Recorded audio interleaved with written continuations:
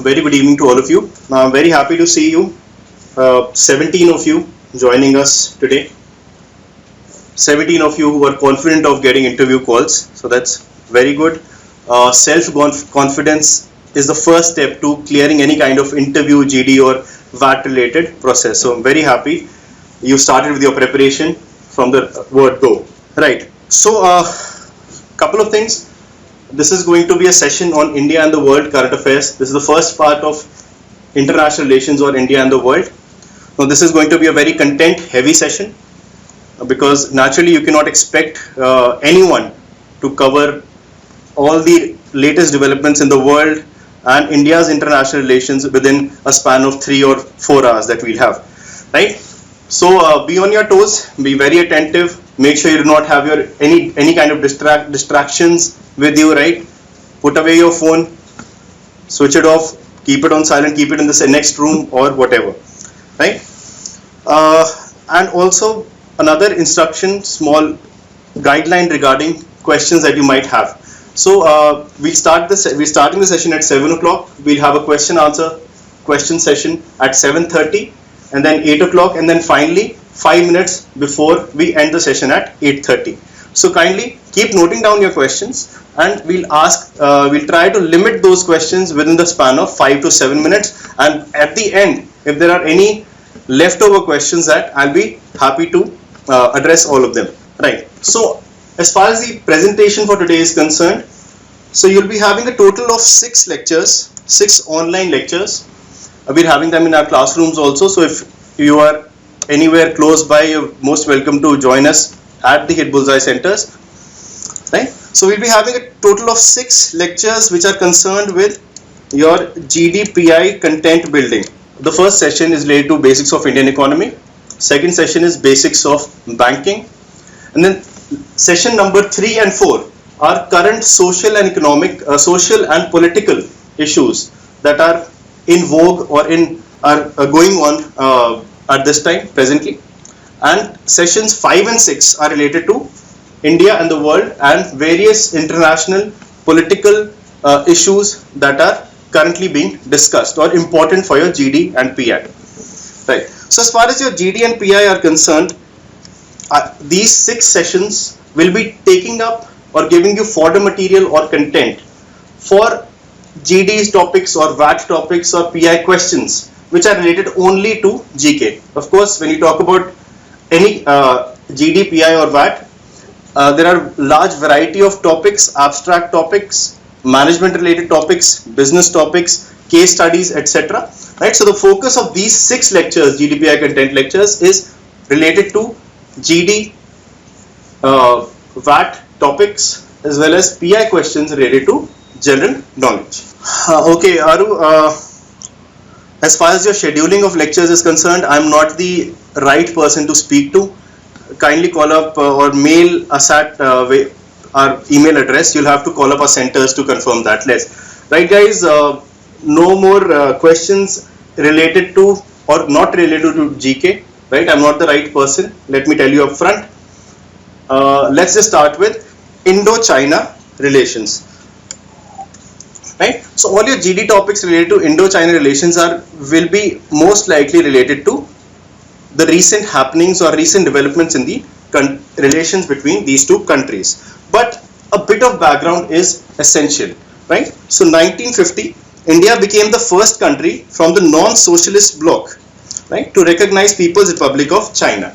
So in the year 1949, Chinese saw a communist revolution under the leadership of Mao Zedong, right? So he uprooted the current government at that time and established a new country that is called People's Republic of China, or rather replaced the name to People's Republic of China. So India was the first nation to recognize this particular nation. So we started off on a very good note. In 1954, we signed a landmark agreement, that is the Panchsheel Agreement.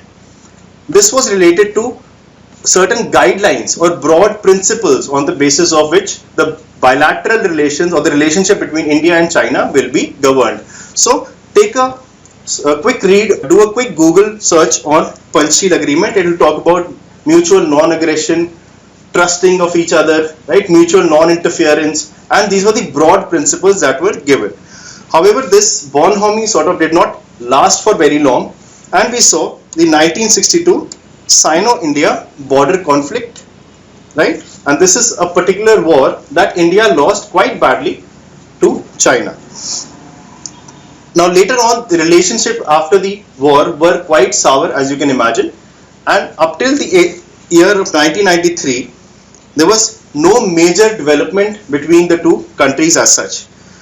In 1993, a landmark agreement, that is maintenance of peace and tranquility along the line of actual control, this was signed between India and China. So some of you must be knowing, LAC, or the line of actual control, is the line or the international border between India and China. LOC, of course, line of control, is between India and Pakistan in the Kashmir. So our Prime Minister in the year 2015, right, 2015, he was on a huge spree of visiting a number of foreign countries. So in 2015, in August, our Prime Minister visited China, right? So this visit was quite significant because the government, Narendra Modi's government, or the new government, was quite new till that time. So it was both rich in both symbolism as well as substance, right? So a large number of documents, 50 documents were signed, 24 were bilateral agreements, 26 B2B or business to business agreements. Our Prime Minister visited China with a huge contingent of businessmen and enterprise leaders. And there were two joint statements which significantly included one on climate change. So we saw that the leaders of developing world, that is India and China, right, they were having some sort of consonance or agreement on how to go about fighting climate change, right? A number of others, 26 business undertakings worth $22 billion were signed.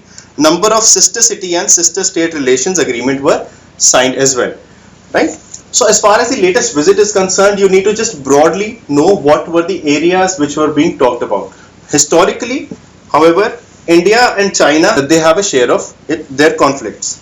First one is Tibet and asylum to Dalai Lama, right? So the Dalai Lama is the leader of Tibetan Buddhism, that is a sect of Buddhism, right? Now Tibetans as such, some of you must have visited Dharamshala, McLeodganj, right? So our Tibetan Buddhists are very religious people. So after the 1949 communist revolution, communist, as you must be knowing, they are anti-religious, they are leftists or Marxists in their ideologies. So after the communist revolution, there was a lot of suppression of religious freedom, especially in the Tibetan area. So perceiving a kind of threat to their leaders, that is the Dalai Lama, in 1959, the Dalai Lama fled to India, and India gave a political asylum to the Dalai Lama. Next, another area of conflict is we have two separate border disputes with China as well. First one is related to Aksai Chin. This is an area in the state of Jammu and Kashmir, right? So if you, broadly speaking, just assume this is Jammu and Kashmir, this particular area is Aksai Chin that I am talking about. This area has been occupied by China since 1962 war. And the second conflict is, of course, the state of Arunachal Pradesh. The Chinese claim it to be a part of its own territory. However, India also stakes its claim. So you have issues of stapled visa, or you must have read recently, Arunachal Pradesh's citizens are not given visas or granted visas for visiting China for various international sports competitions, etc., right? And so on and so forth. Recently also, of course, there was an American dignitary who was welcomed in Arunachal Pradesh by the Indian government, by the Arunachal Pradesh government. However, Chinese did not like it because they said it is our territory. How can you allow a foreigner, especially an American, to visit without our permission? So we keep on having certain diplomatic tips on Arunachal Pradesh. Next is the issue of domination of Indian Ocean.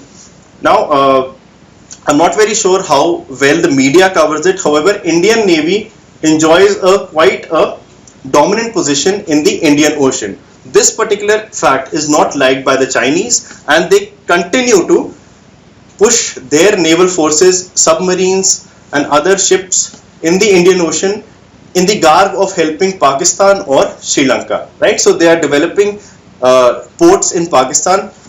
One port is in Pakistan that is called Gwadar, and then in Sri Lanka also they are developing a port called, this is quite a tongue twister, Hamban Tota, right? And so on and so forth. They have one developing in Oman, right, and another developing in Myanmar, and so on and so forth, right? Next, fourth is a major issue of sharing of water between the two countries. Now, China is a upper riparian state, or the river Brahmaputra, that is a major river system in India. River Brahmaputra originates in the territory of China. It enters India through the state of Arunachal Pradesh, right?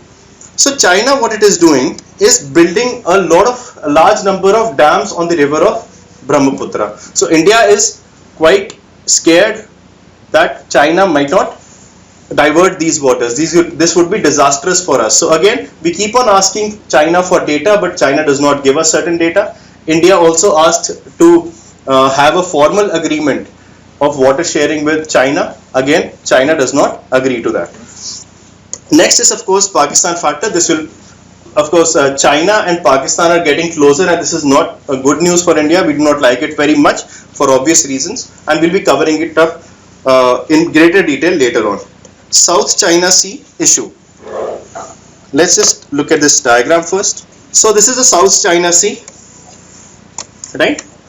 This is of course on the eastern coast of China. A large number of countries are involved: Laos, Cambodia, Vietnam, Malaysia, Indonesia, Philippines, and a small country called Brunei. Now this particular red line, right? This particular red line, this is the territory that China is claiming, right? So China is saying that this entire area enclosed by this red line belongs to China. However, these countries are staking their claims as well, right? So recently you must have read the Permanent Court of Arbitration that is located in Hague, that is in Netherlands. It is a UN judicial body. It recently rejected China's claim on the South China Sea, took the side of all the other smaller countries which it felt that China is bullying them. Okay. However, China rejected the judgment and said this is a local matter or a regional matter, and international bodies need not interfere in them. So this is constantly an area of not a direct conflict, but a huge tension between these smaller countries and China. Also, these smaller countries are being supported by China's rivals, right? So USA and Japan are helping out these countries, and that is why you keep on reading about South China Sea again and again. A next conflict between India and China. Let me just go back to the previous slide again. So India, also being a regional rival of China, is supporting certain countries against China in the South China Sea conflict, especially Vietnam, right? So in this particular coast, ONGC Videsh Limited, right, that is an Indian government company, it is extracting oil, and also India has recently given certain naval ships, attack ships to Vietnam. So again, that is a manifestation of the rivalry between India and China, right? So next area of disagreement, rather I won't say conflict, is the One Belt, right? One Belt, One Road initiative of China, right? So it consists of two components: Silk Road Economic Belt, and second is Maritime Silk Road. Silk Road Economic Belt is basically on surface connections between various parts of China, right, which goes up to the Central Asian countries, right, up till Russia and Eastern, and then next to Western Europe. So the idea is to revive the ancient Silk Road that was existing much earlier, right? And also the second initiative here is the Maritime Silk Road. So the Silk Road economic belt is on the surface, on land, and then Maritime Silk Road, that is also known as 21st century Maritime Silk Road.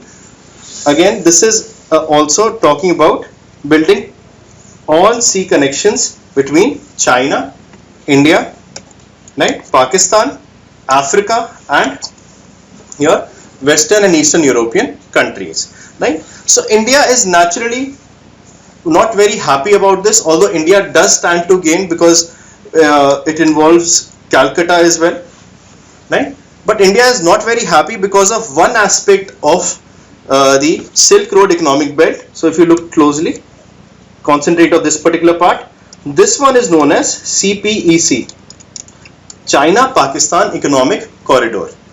Again, if you focus closely, you would see that it passes through the territories of Jammu and Kashmir, the state of Jammu and Kashmir, which are claimed by India as well. So again, India is not very happy with it, although China wants India to be a part, to become a part of the One Belt, One Road initiative. Again, mainly due to this reason and due to security reasons, strategic reasons, India does not want to become a part of this and is opposing it in the international fora. However, there are certain areas of cooperation as well. First one is Buddhism. Now, China is no longer fundamentalist in terms of its communist beliefs. It allows for religious beliefs to flourish.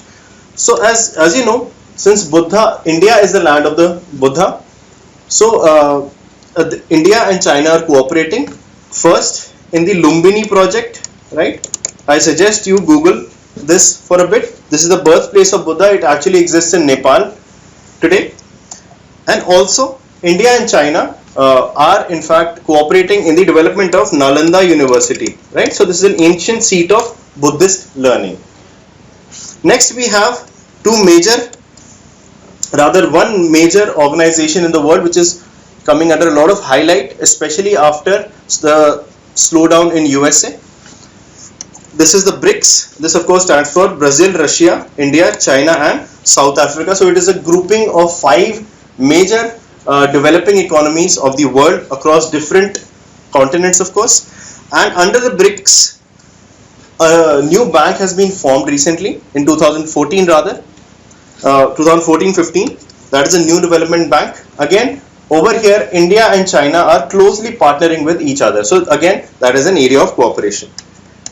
Next one is Asian Infrastructure and Investment Bank. This was an initiative of China, right? This was an initiative of China of which India is also a part.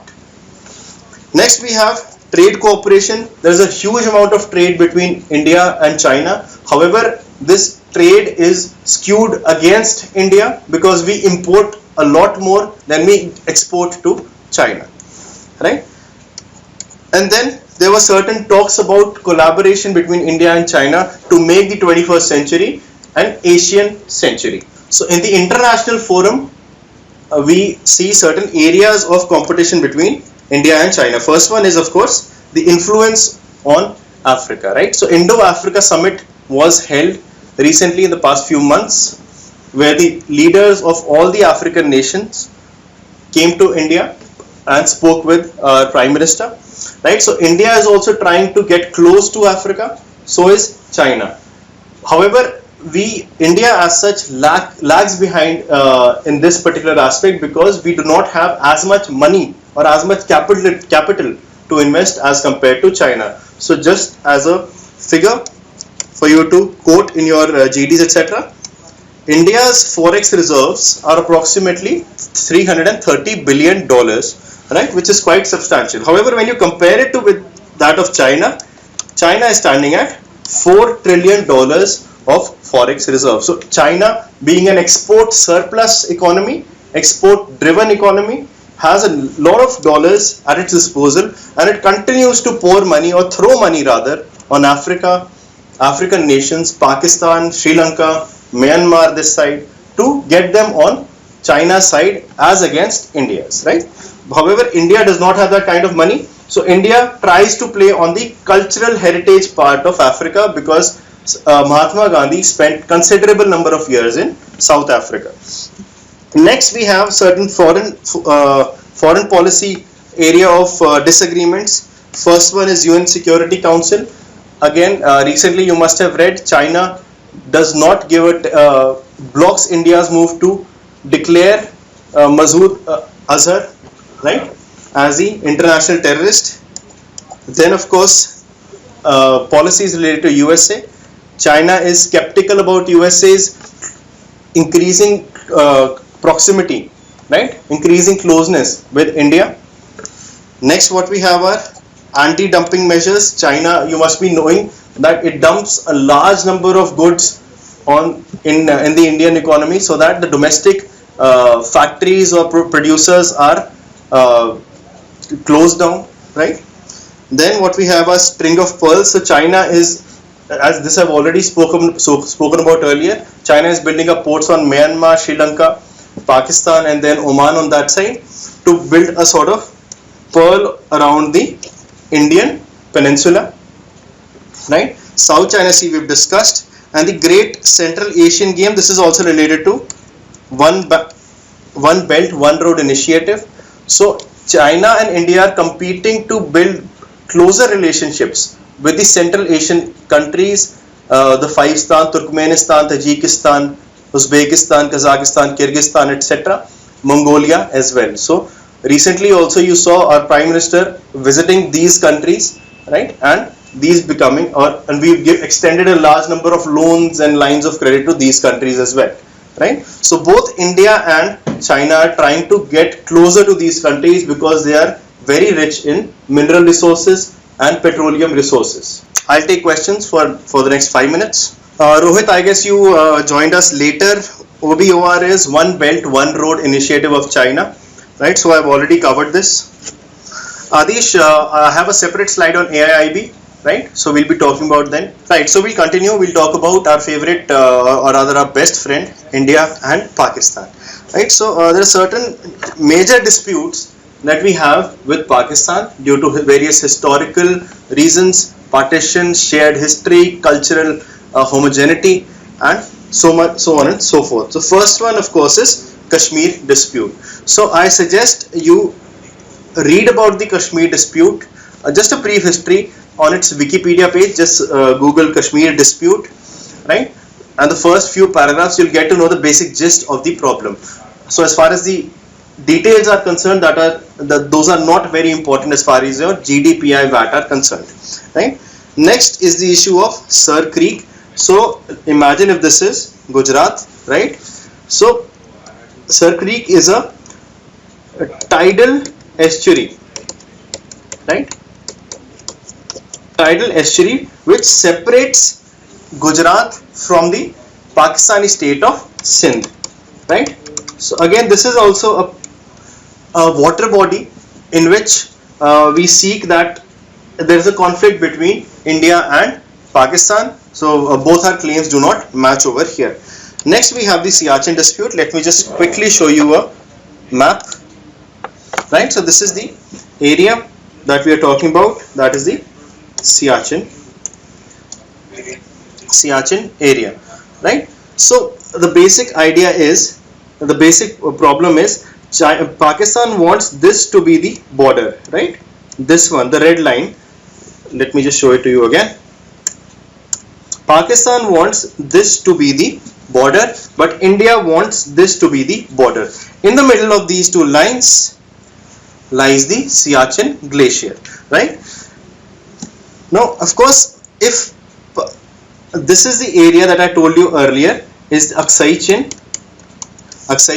that is under Pakistan, Chinese control, and this is of course the area with Pakistan, that is the Pakistan occupied Kashmir.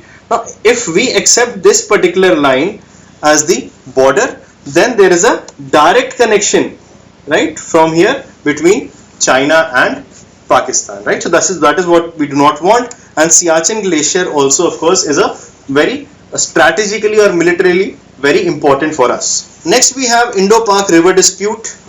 Although India and Pakistan have a formal water sharing agreement called Indus Water Treaty Indus Water Treaty of 1960, right?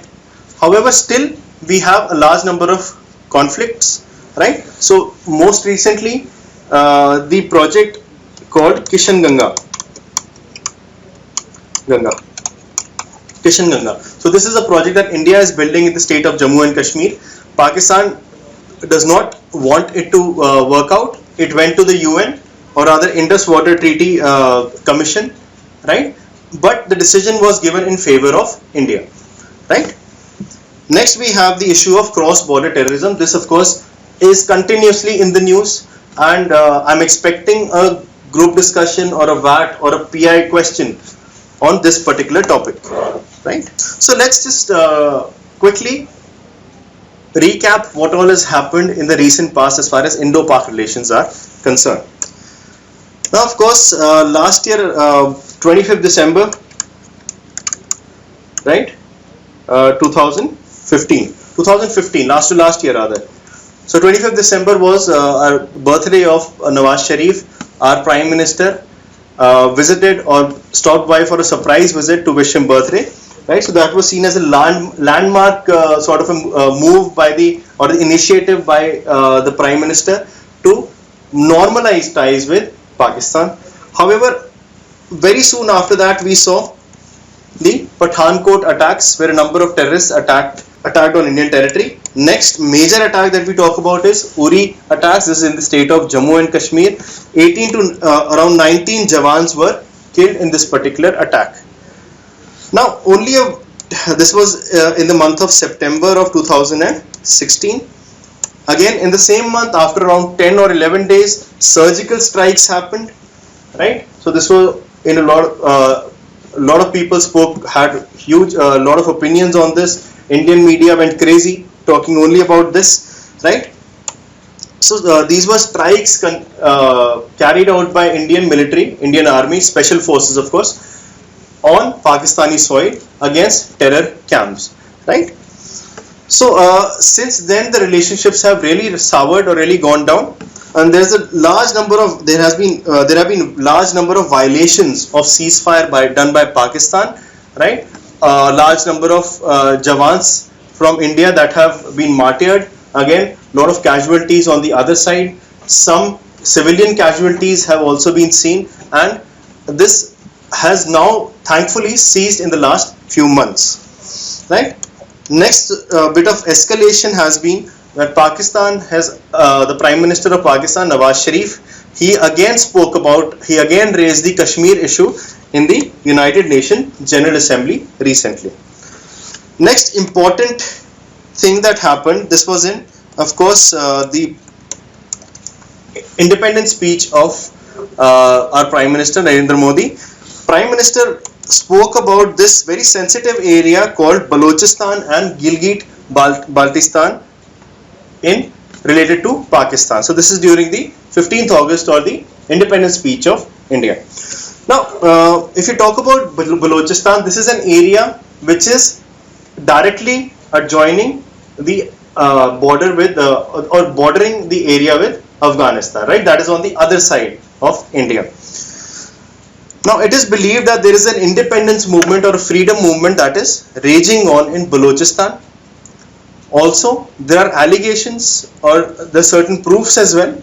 There are allegations on Pakistan on conducting a large number of human rights violations to suppress this particular national or freedom movement, right? So it is very significant that our Prime Minister decided to speak about this, because when the Prime Minister speaks, that is considered to be the voice of the nation, right? So in international fora also, it is believed that India will be talking about Balochistan and the alleged human rights violations by Pakistan in that particular area, right? Another issue is that of, now because India is constantly affected by terrorism, India has been pushing since the year 1996 for a comprehensive convention on international terrorism in the platform of United Nations.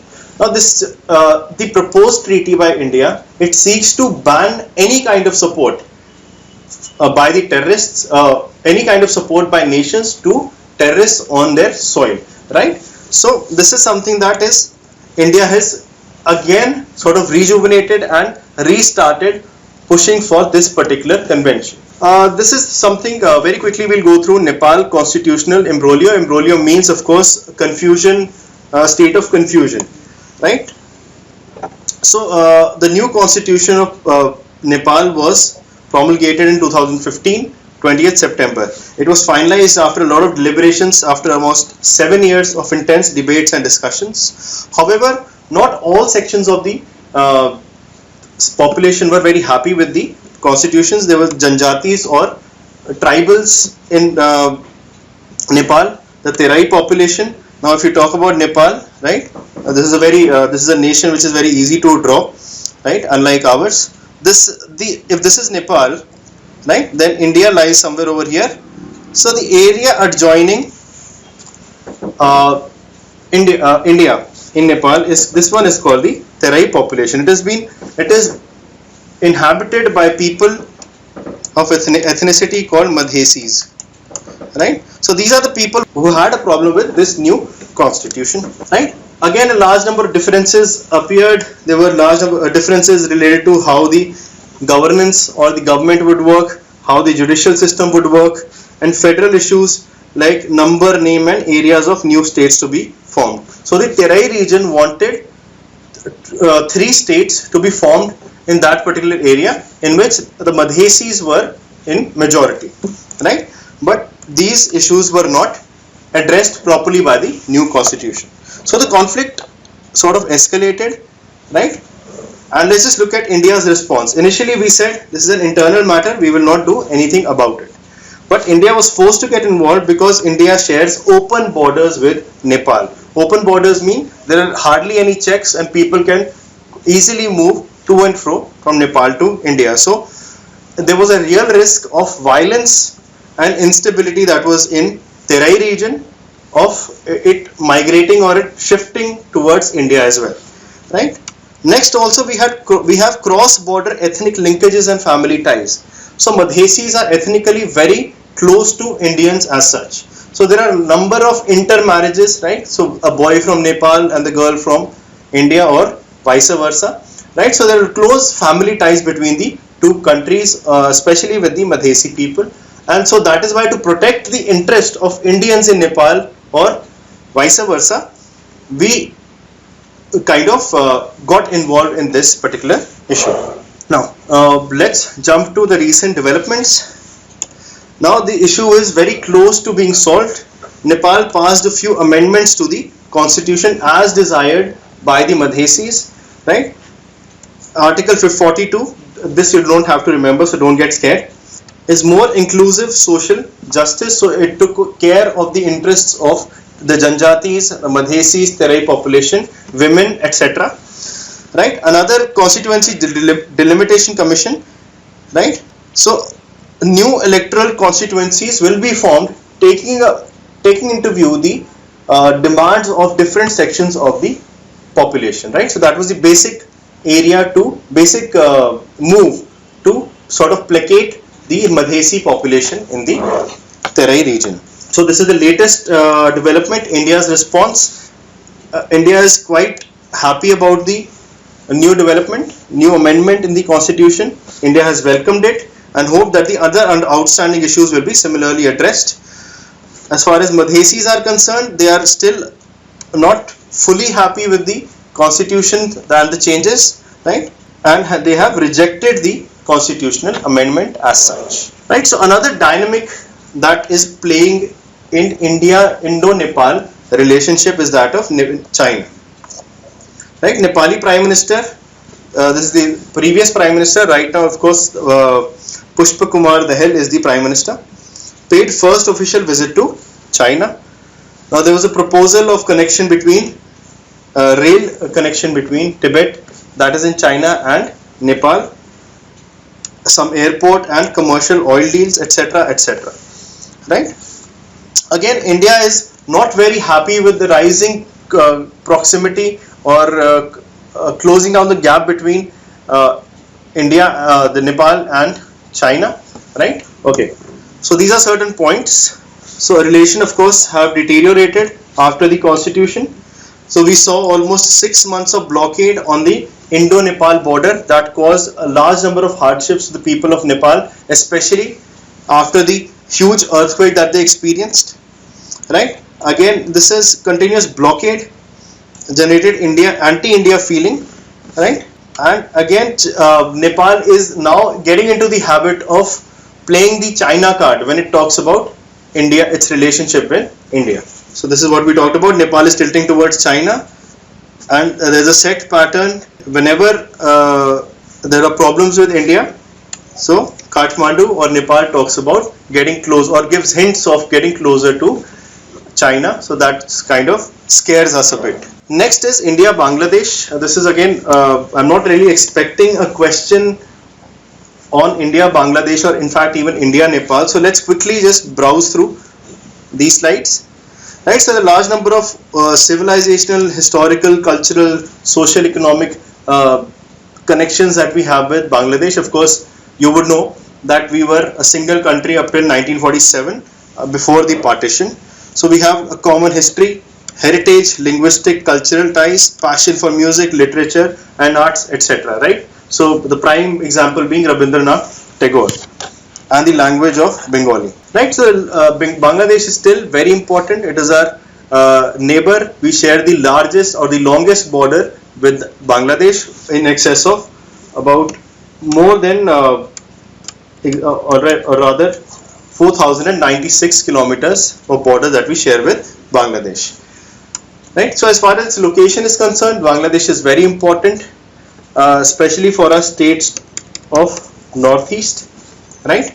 Next is success of Act East policy. India is building up closer ties with the countries of ASEAN.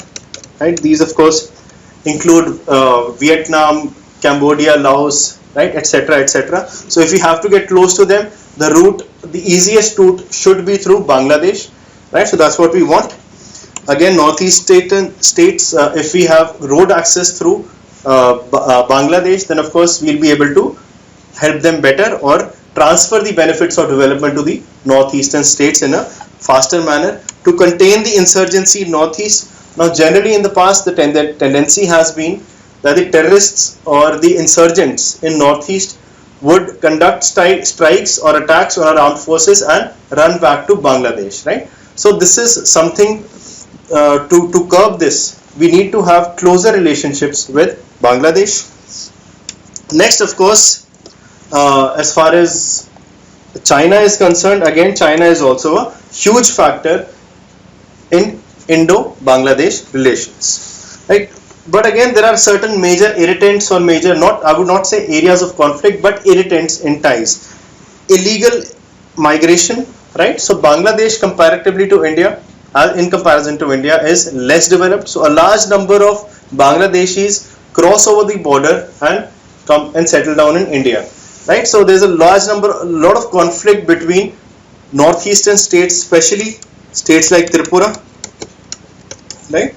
The locals of Tripura have a huge problem of huge influx of Bangladeshi immigrants in their home state. Next is the issue of border management, right?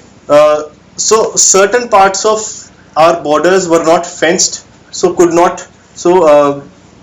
a large number of immigrants would get in through those. There have been number of incidents in which our BSF Jawans or armed forces have shot dead a couple of people trying to cross over in India. So that created some sort of irritants between the ties. Of course, the China card, right? So China is a major influence. China is investing huge amount of money in energy, infrastructure, etc. in Bangladesh.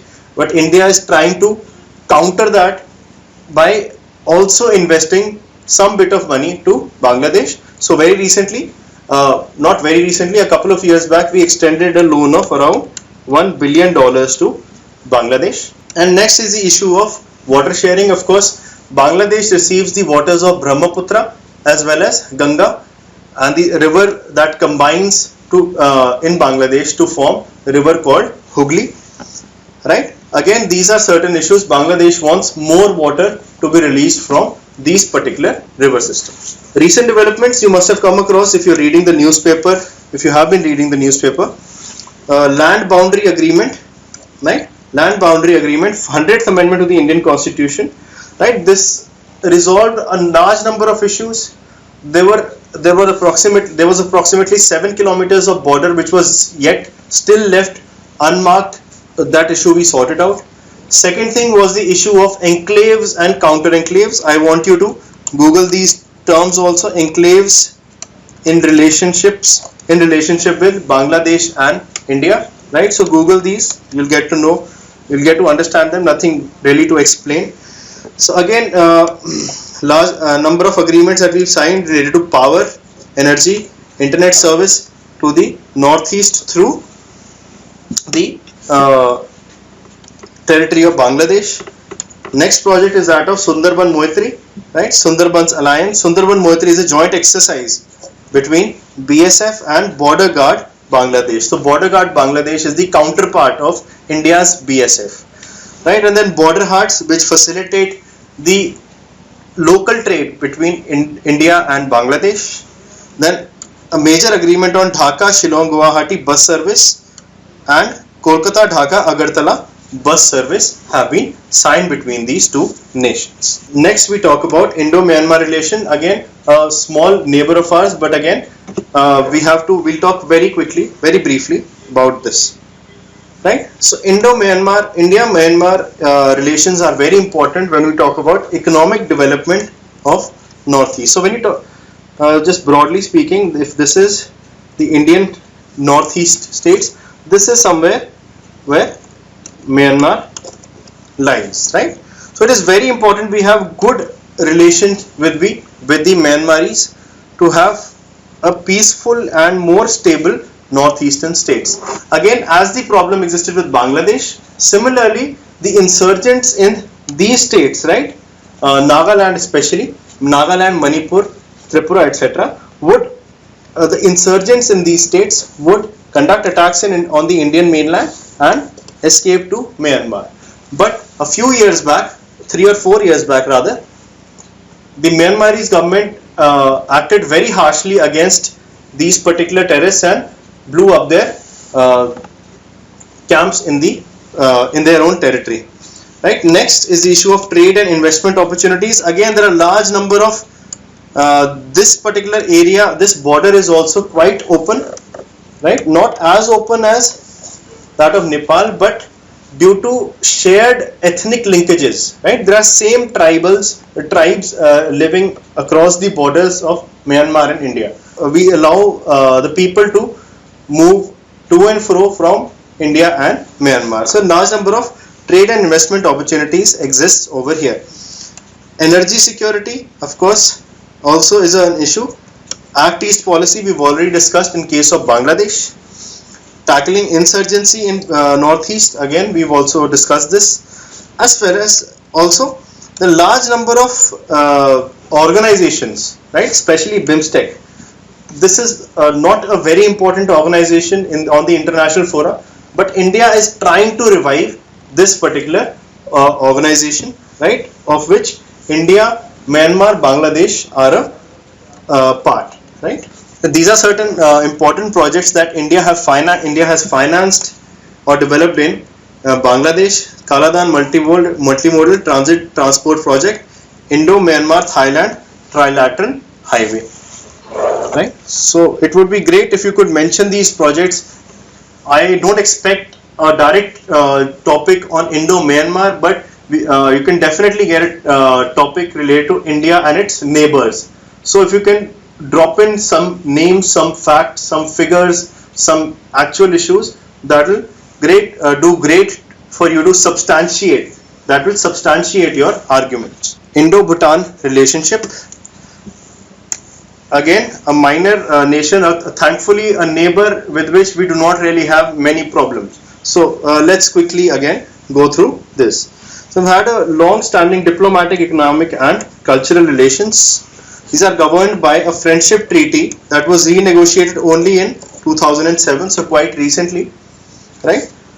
Earlier, most of Bhutan's foreign policy was rather hugely influenced by India.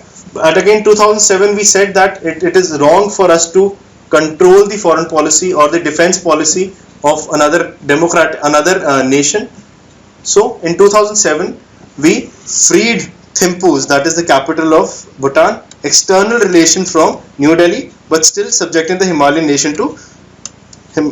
nation security under supervision. So if there is an external threat to Bhutan, still India and Bhutan share a treaty, right? Share an agreement in which India would automatically come to the aid of Bhutan, right? So that is the limited role that we have. Earlier, we would control their international relations. Also, if Bhutan wanted to buy certain defense related equipments or weapons, it would require India's approval. So these harsh conditions, or these strict conditions rather, we kind of removed, right? Now Bhutan is very rich in hydropower, so we are cooperating with Bhutan in this sense. So these are certain important projects: Chuka, Kurichu and Tal, right? The bilateral trade is not significant for India, but constitutes approximately 90% of the total trade of Bhutan, right? So the entire trade of Bhutan, approximately 90% of that trade by value is being done with India. Then of course we have long history with Bhutan, and cultural relations are pretty good, right? So strategic significance of Bhutan: it is a buffer state. I'm sure if you recall the history lessons of class 8th, 9th or 10th, if you can recall, right? Buffer state is a small state between two major states. So as far as India and China are concerned, Nepal is a buffer state between India and China. And so similarly, Bhutan is also a buffer state between India and China, right? Next one, due to the location of the Chumbi Valley area in Bhutan, again it is strategically very important, right? Again similar issue of containment of insurgency in northeast. Similar problem existed between, as we discussed, with Bangladesh, with Myanmar, and similarly with Bhutan. But in the year 2009, the Bhutanese kingdom, or the king, he acted very harshly, or he strictly removed all the terrorist camps or insurgent camps from the Bhutanese areas, and now it is believed that there are no insurgents working against the Indian states residing currently in Bhutan, right? Again, because of the neighbors, the Chinese issue will always continue to play, very similar to with Nepal, Sri Lanka also, and then Bangladesh as well. India, Maldives also I am skipping, not very important. I'll be giving you handouts, so you can go through these very quickly. So because we are a little short of time and I'm not expecting a question on this, we'll skip India, Maldives. India, Afghanistan, right? This is very important. This is always a very dynamic part of India's foreign policy, right? We have again strong relationship as far as historical and cultural links are concerned. So if you read our ancient history, we had huge empires like that of Mauryans, Ashokas, and then later on the Mughal rulers also. So these kingdoms were so huge, they included India, Pakistan, Afghanistan as well as Iran. So we have huge historical and cultural linkage as well. So in 2011, this was significant, Afghanistan signed its first strategic partnership agreement with India. Right? India supports an Afghan-led and Afghan-owned national reconciliation process within the framework of Afghan constitution. You must have read, rather, you would have been quite little in the year 2001. So after the 9/11 attacks in the year 2001, USA attacked Afghanistan, right? Thinking that the mastermind, that is Osama bin Laden, is situated in Afghanistan. Afghanistan at that point in time were under a fundamentalist or radicalist rules of an organization called the Taliban, right? So within by 2002-2003, the US forces defeated the Taliban and they installed a democratic government in Afghanistan, right? However, this transition since 2003 and now till 2017, this transition towards democracy has not been very smooth, right? So there have been large number of attacks on democratic leaders in Afghanistan. Number of them have been killed. Now, currently we are seeing a resurgence or rejuvenation of Taliban. So Taliban is gaining in power again, right? So right now what we are seeing is a reconciliation process again between the democratically elected government of Afghanistan and the fundamentalist group, that is Taliban, right? So India wants that this particular reconciliation process should be led by Afghanistan, and there should be not much interference or no interference from other bodies, right? So Prime Minister Modi again was conferred with Afghanistan highest civilian order, Amir Hamanullah Khan Award, right? So before visiting Nawaz Sharif on his birthday in 2015, the Prime Minister was in fact on his way back to India from Afghanistan after inaugurating their parliament. So the parliament building has been built by India, right? So India has been constantly helping out Afghanistan, and let's see how we've done so. India is the 6th largest donor to Afghanistan. So we've invested in infrastructure, education, agriculture, etc. Right? Reconstruction and rehabilitation of Afghanistan after such a long rule of Talibanis, and then a huge civil war that they saw. So approximately $2 billion we have invested. So we've recently inaugurated, this particular dam has been recently operationalized, that is Salma Dam, also known as Afghan-India Friendship Dam, right? Afghanistan Parliament, again this is something that I mentioned just right now, and construction of 218 kilometer road from Zaranj to Delaram for facilitating movement of goods and services to the Iranian border. So India is Pakistan is next to India, then comes Afghanistan, then comes Iran, right? So this is a particular road, right, in Afghanistan, Zaranj to Delaram. So this is also a road that we have constructed, right? So let's see why we are being so generous to Afghanistan when we ourselves do not have too much money to spend on in our country as well, right? So strategic partnership agreement, India was the first country that we've already spoken about. India has donated again 3 Mi-25 attack helicopters, right? Another is Tapi pipeline project that India and Afghanistan are also a part of, that is Turkmenistan, Afghanistan, Pakistan and India pipeline. So it seeks to bring oil and gas from Turkmenistan through Afghanistan, then Pakistan and then to India. So there are a lot of close relationship between India and Afghanistan. So India's concerns, major concerns as far as Afghanistan are concerned. India wants a stable Afghanistan, right? India wants a strong Afghanistan. Now Afghanistan and Pakistan, due to the reason of being neighbors, they do not share a very cordial relationship. So if Afghanistan is strong, right, and Afghanistan is stable, then it can rival Pakistan in the region and sort of take some of our headache away from us, right? So we want a strong government, but right now the government is quite fragile in Kabul. Kabul, of course, is Afghanistan's capital. Of course, another issue is that of rise of ISIS or Islamic State, right? ISIS or Islamic State, and of course the rise of regrouping of Talibanis, right? Rise of Taliban attacks, you must have been reading in the newspapers, right?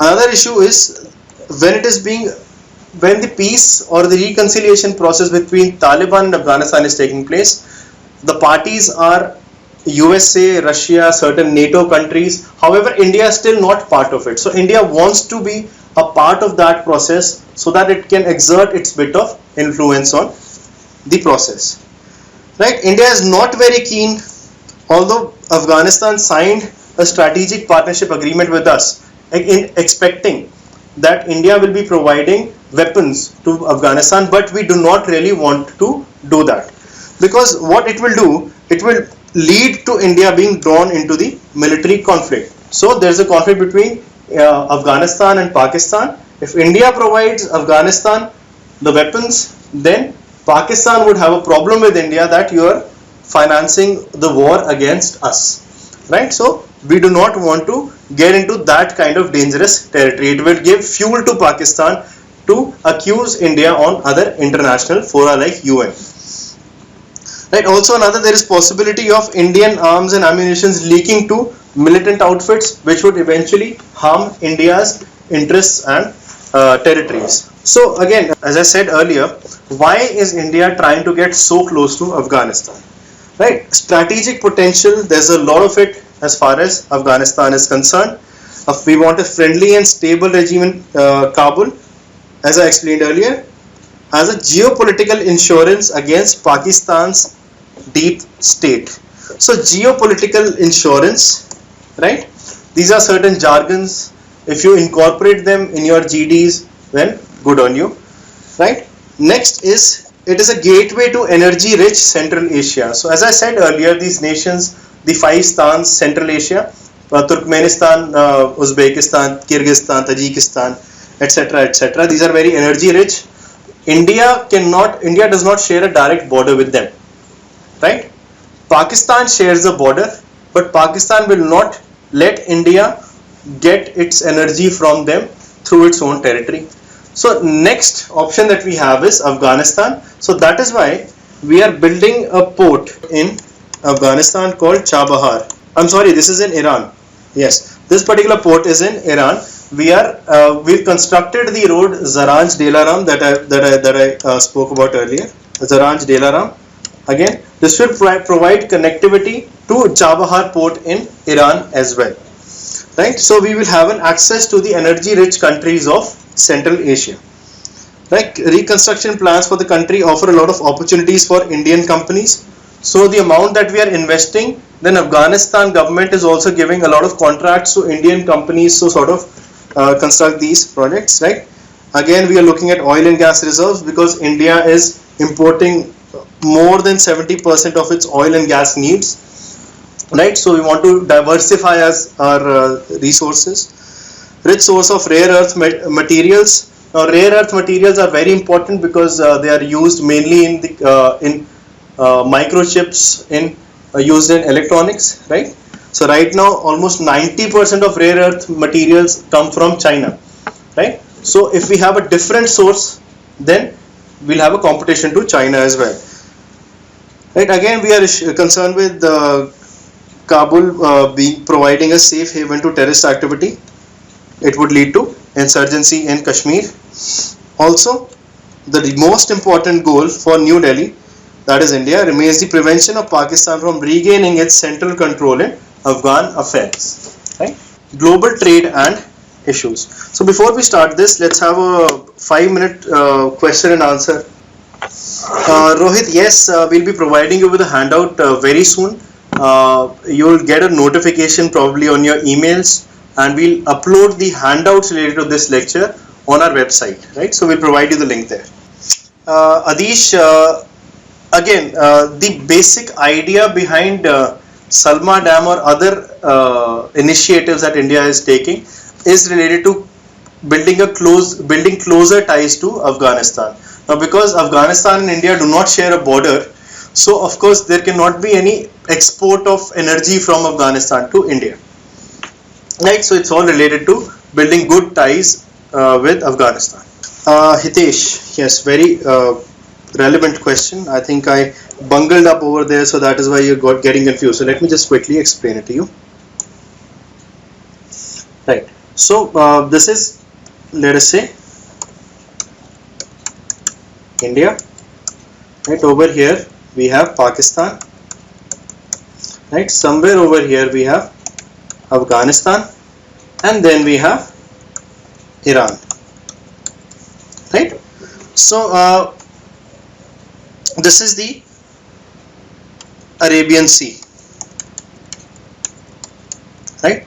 So you can probably open up a map on your laptops if you want. Right.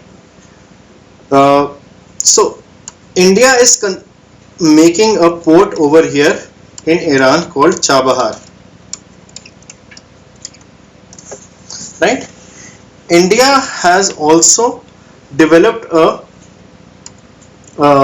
road, right, from close to Kabul to this particular to the border with Iran, and then India is also involved in the construction of a road from Iran through Iran, which connects Afghanistan and the Chabahar port, right? This road, of course, there are plans to extend it to the other border of Afghanistan, where these Central Asian countries, the ones Turkmenistan, etc., that are spoken of earlier, right? So India is developing Chabahar port here. Over here we have the Gwadar port in Pakistan. It is being developed by China. So Chabahar port is also considered to be a rival to the Gwadar port of Pakistan. Okay, global trade and issues. Right. First we talk about World Trade Organization. Right. World Trade Organization is a premier organization concerned with regulating world trade, international trade in the global scenario, right? The WTO had a meeting in Doha, right? This is the capital of a country called Qatar, right? Look out for it in the map. In the year 2001. So Doha issues are very important because these are four issues on which no agreement was arrived at, right? So there is, since 2001, and now we've entered 2017. So approximately 16 odd years, we have not been able to resolve these four issues. Let's understand what these are. Reforming agricultural trade. Now the WTO members are divided into two camps: the developing world, right, which are headed by India and China, and the developed world, mainly headed by Western European countries like UK, France, Germany, etc. Right? So the WTO countries are divided into these two camps, and they are not agreeing on certain principles. First one is agricultural trade. Now the developed countries want the developing countries to start importing food material from developed countries. But these particular countries do not want to remove the restrictions on import of food items, because they are, for example, India, approximately 48.9% of our population is involved in agriculture. So if we start importing food material from developed countries, right, so we will be harming the interests of our farmers, right? So that is the first major issue. Second issue is also related to this. The developed countries want the developing countries, right? Be careful between the difference between the two. The developed countries, that is this group, want the developing countries, that is this group, to open its markets for access, for sale of industrial goods, huge machinery, as by the developed countries. Again, the similar reason is given by the developing countries like India. If we start importing huge machineries, or all of them, we do import already, but if we start importing them universally, then of course we will not be able to develop local capabilities, right? Next is an issue of liberalizing trade in service. Again, a similar issue exists. So for example, recently we've talked about multi-brand retails. So India does not allow shops like Walmart, etc., to open its shop in India, right? Because it fears for the financial safety of its local Kiryana stores, right, which we have by the thousands, right? So multi-brand retail, again, these services we want to sort of limit. Next issue is also again a conflict between developing countries and developed countries. Now, as far as WTO is concerned, WTO had given certain special and differential treatment. It has a special and differential treatment agreement amongst its member nations. So if there are certain developing countries or less developed countries, they get more benefits in the WTO agreements.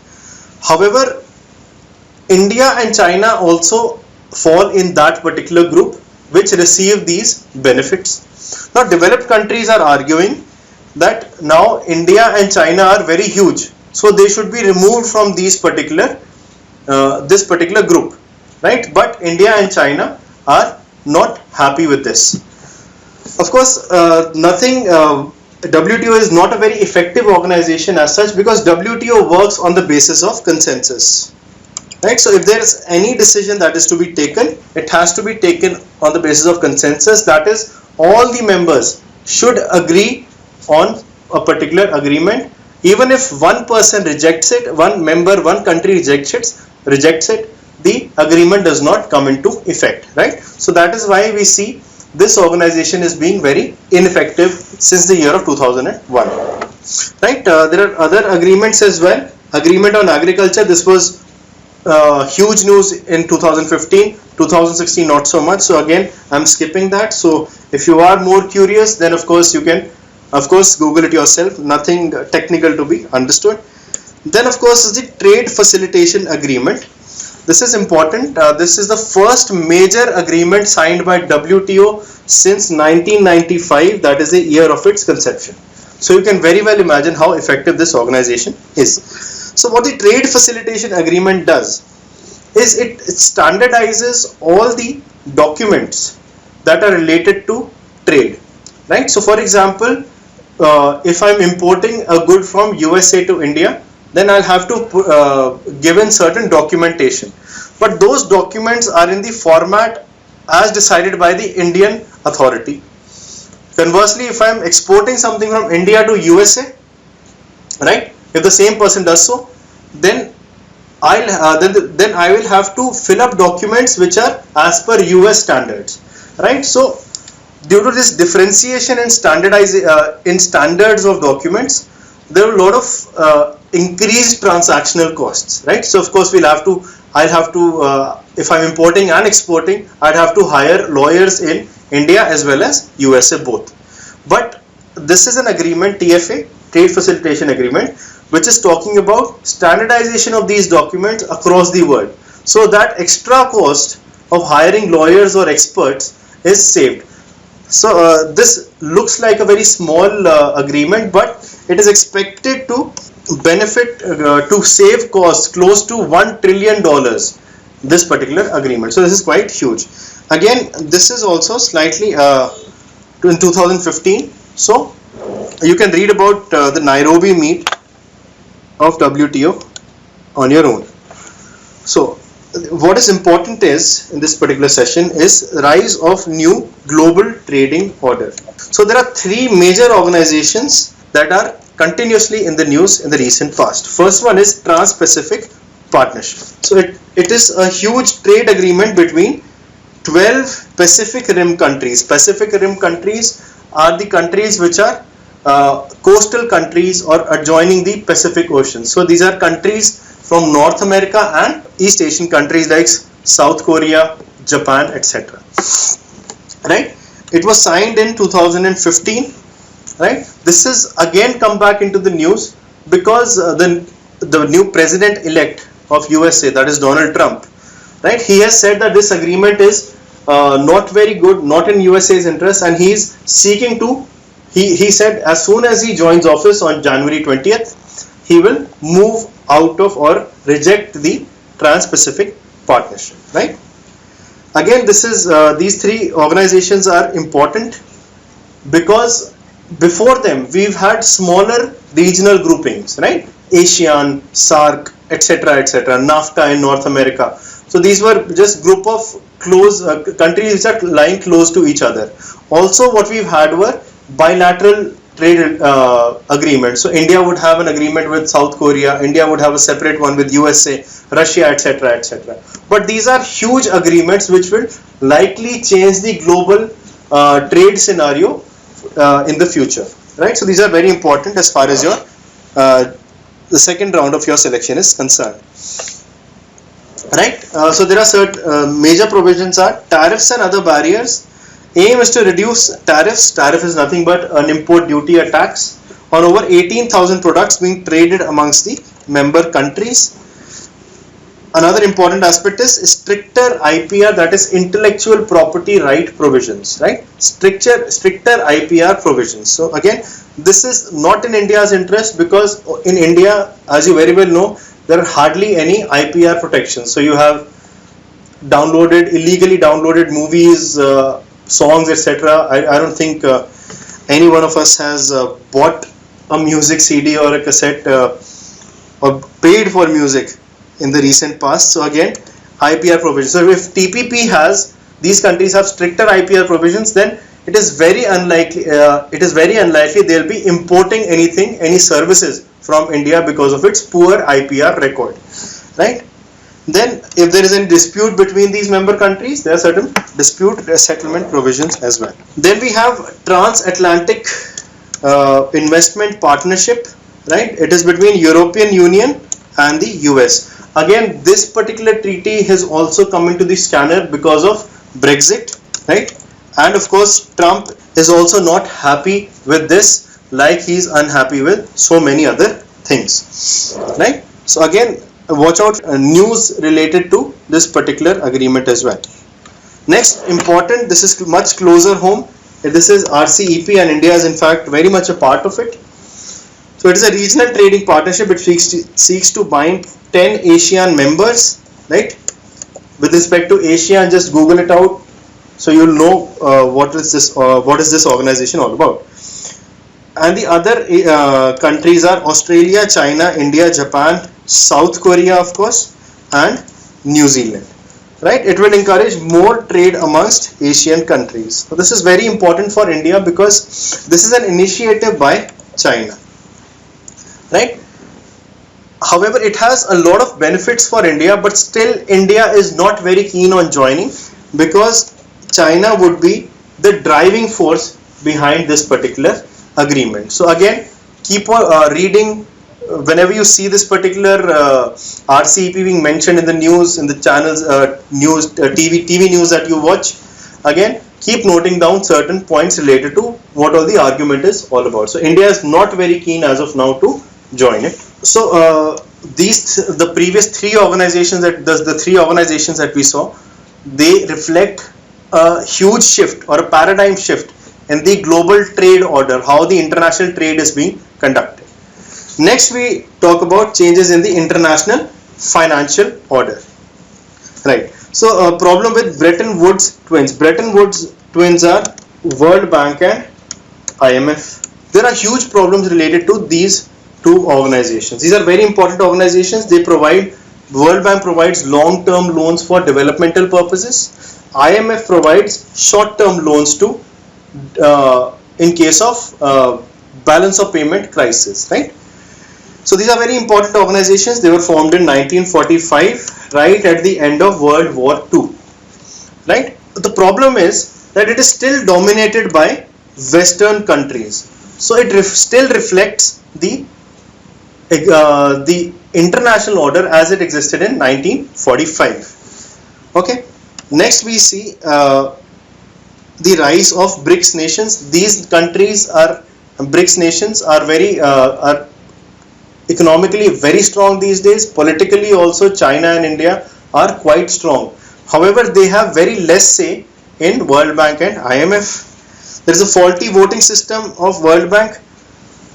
The scenario is such that USA and its pals, right, all its friends, South Korea, Germany, France, right, etc., Australia, NATO countries, they have approximately 40% of weightage, right? So it is different from UN. In UN, whether it's a small country like Sri Lanka or a large country like Russia, everyone has one vote. In IMF and World Bank, whoever contributes the maximum money has the greater vote percentage weightage. Also, another problem is that they provide conditional loans. We will give you money only if you do this, right? We will give you money only if you allow FDI from USA in the market, right? So these are conditional loans, and the developing countries are feeling harassed by this, right? Also, another problem is that World Bank and IMF are no longer enough or sufficient. They do not have sufficient money to support the rising financing needs of developing world. So India in its 5-year plan, which is about to end this year, right? We needed about $1 trillion in investments, right? So this is just India, and if we talk about other developing countries, the need for money is much more than what these bodies can provide, right? As a result, two bodies were established by developing countries. First is New Development Bank, founded in Brazil in 2014. Operations have already started, right? In 2016, headquarters are in Shanghai, China. Right. One important aspect is all 5 members, that is the BRICS nations, have equal voting power. It will be providing loans for infrastructure and sustainable development projects. So similar to what World Bank is doing, right? And second function is similar to what IMF is doing. It helps members by providing balance loans in case of balance of payment crisis, right? So you understand this is a sort of a rebellion from the developing nations against the poor functioning or biased functioning of World Bank and IMF, right? These are certain facts that you can collect from the handout or Wikipedia. Then we have AIIB, not AIB, right? So the idea was given by China, 50 member countries, right? And voting rights in this case are according to the money that has been contributed in this particular bank, right? So China is the biggest contributor and has the biggest voting rights, 26.06. India is the next one. India has 7.5 and so on and so forth, right? Next, guys, obviously I'll be overshooting the time. I'll try to limit it as much as possible, so be a little patient. UNSC reforms, right? A very significant development has taken place in case of UN General Assembly. A significant development has taken place in UN General Assembly. Now the problem with United Nations Security Council, right, as you must be knowing, it consists of 5 permanent members. This is still reflective of the situation as it existed after World War II. So it is also facing the same problem as World Bank and IMF, that is over domination by Western powers, right? So now UN General Assembly has unanimously adopted a negotiating text for the Security Council reforms. That is, UN General Assembly has agreed that UN Security Council needs reforms, right? It's the first time in the history of negotiation process that decision on UNSC reform has been adopted by means of an official document, right? So earlier it was only being discussed. So let's just quickly see why do we need this. We've already spoken about this. It's still a reflection of post World War II era, right? Dominance, complete dominance of Western powers, right? So there is a rise of multilateral institutions. So try to include such jargons: multilateralism, unilateralism, right? This kind of jargon in your vocabulary. You'll sound smarter in the GD and you'll be getting more across in a fewer words. That is the idea. In developing nations, including India, now play a bigger role in international affairs. That is similar to multilateralism, right? But within the UN, the 5 permanent veto wielding members still effectively take all the crucial decisions. So whether to attack Syria or not, whether to deploy troops or not, all these decisions are taken by a small body, that is UNSC, and that has 5 members which have a veto power, right? The Indian position says that democracy deficit in the UN prevents effective multilateralism in the global arena, and also there is a geopolitical rivalry between USA and Russia and also USA and China, right? So whatever decision USA wants to take, Russia sort of vetoes it, and vice versa as well, right? Again, recently how the UN Security Council has handled critical issues like that of bombing of Syria, Iraq, Afghanistan, right? So UNSC does not want to bomb, but America takes unilateral action. So UN body, UN General Assembly and UN as such is now considered to be a very weak and ineffective body. So that is why it needs reforms. Right. Next we talk about IMF reforms. Broadly, I have already told you the problems. Right. These are certain factual information. Right. More than 6 percentage point of quota, including both funds capitals, would have been transferred to developed to emerging economies. So this is something that has been already done. India's voting right increased to 2.6% from 2.3, China's 6 to 3.8. So these are certain figures that you must try and memorize, right? Again, some facts related to this. US voting share marginally dropped, right? That is pretty negligible rather, 16.7 to 16.5. But USA still continues to hold veto power, right? So these have been pretty much very superficial and ineffective reforms as such. NSG again is a body in which India is trying to get the membership, right? Let's just try and understand what this is all about. So NSG is a multinational body concerned with reducing nuclear proliferation, that is transfer of nuclear know-how from one nation to the other by controlling export and retransfer of materials. It was founded in 1975. It has 48 members as of now. India wants to become a member of NSG because then it will have access to nuclear material from all NSG members. We are fairly short of nuclear technology for power generation as well as nuclear fuel for energy generation, right? These are the 4 nations who have not joined. So India wants to join NSG. NSG also works on consensus, right? India has got support from USA, Australia, and almost other Russia also, almost all other major nations, right? However, China still continues to block India's entry into the NSG, right? That is another arena where Indo-Chinese rivalry is being seen. So importance of NSG membership to expand its nuclear power generation. As I said, we need the nuclear power technology as well as nuclear fuel as well. India wishes to enter the export market in the coming years. So we want to export certain components as well, which is not possible till the time we join NSG. Next we have, it will provide greater certainty and legal grounding for India's nuclear regime, right? Right now India is not signatory to NPT.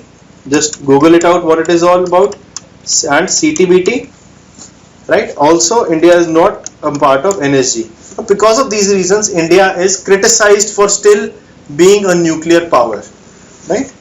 And of course we want to reduce our dependence on fossil fuels, right? We will have access to latest technologies. It will strengthen the global non-proliferation regime. It will formalize the 2008 waiver that we got from NSG, right? And not being a member, India does not have any full control over future amendments. So if you become part of NSG, then we will have some sort of control over how the NSG functions. We'll stop over here and I'll take your questions. Yes, so why India does not want to sign NPT? NPT is Nuclear Non-Proliferation Treaty, right? It is a treaty signed in 1968. Now basically what it does, it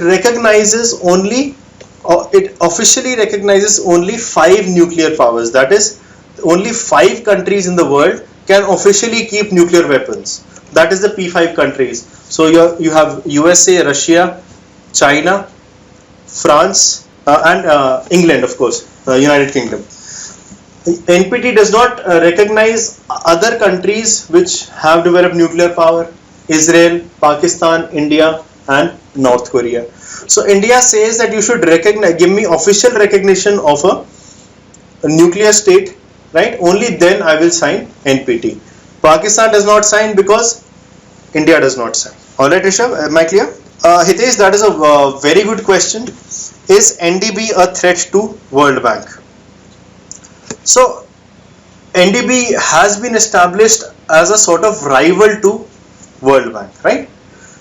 But as soon as it was established, right? So they were in the Western media also they spoke about World Bank becoming irrelevant, right? NDB becoming huge. But you still have to understand, we need trillions of dollars, not billions, trillions of dollars, the developing economies. So we need all the money resources that we have, right? So the money that World Bank can still contribute is still far more than what NDB can, because you have to realize these countries, BRICS nations, are developing nations. They have huge needs and problems of their own as well. So yeah, no, there's no motive of replacing it. There's no motive of replacing it. We just need more money, we need more resources, that's all. So money, wherever it comes from, wonderful for us. So in fact, we had a statement from a previous RBI governor also, right? So he said that NDB and AIIB are not supposed to replace, right? Not supposed to supplement, right? Supplement is also replace, supplement World Bank and IMF. They are supposed to only complement World Bank and IMF, that is support. So you can very well understand. Yes, any more questions? I've taken a lot of your time. Yes, anyone? So guys, very quickly take down my email ID, right? This is Ankur Chaudhary, ANKURCHOUDHARY 01@gmail.com, right? Ankur Chaudhary 01@gmail.com. So any kind of doubts that you have, you can email to me, but limit them to doubts related to GK, right? Haji, so Navreet asks, isn't the collaboration between Bharti Airtel and Walmart a part of liberalized trade pact? Again, a very good question. So what the Western countries are actually asking is for 100% FDI to be allowed, right? Right now there are limitations, right? I think there is only 26% FDI allowed. I'm not very sure on the figure, either it is 26 or 49%. What that means is that Walmart 49%. Okay, thank you Nandita. 49%. What that means is, if a foreign multi-retail company like Walmart, if it has to enter the Indian market, the entity that it has to form, it has to enter India in a partnership, and in that partnership, the Walmart can only own 49% of the share, right? 51 has to be from an Indian company. That is why you see Bharti Walmart. Hitesh, it's better you visit our website, right? Hitbullseye.com. So we have a detailed section on how to prepare for XAT essays. We have videos on that as well. I think that will be the better place where you'll get your answer from. Right guys, we'll end the session here. Thank you so much for your patience. I know this was a very content heavy session. So make sure whatever I have spoken today, you revise it tonight itself, because by tomorrow you'll forget everything, right? That I can assure you. And best of luck for your interviews. We'll be meeting again, of course. You're most welcome everyone. It's my pleasure. Right, so we'll be meeting again, of course, through the online medium. You're most welcome to walk into our Bullseye offices anytime. And if you do like this session, these sessions, then do recommend these sessions to your friends, right? It'll be great from your side. Okay, thank you so much.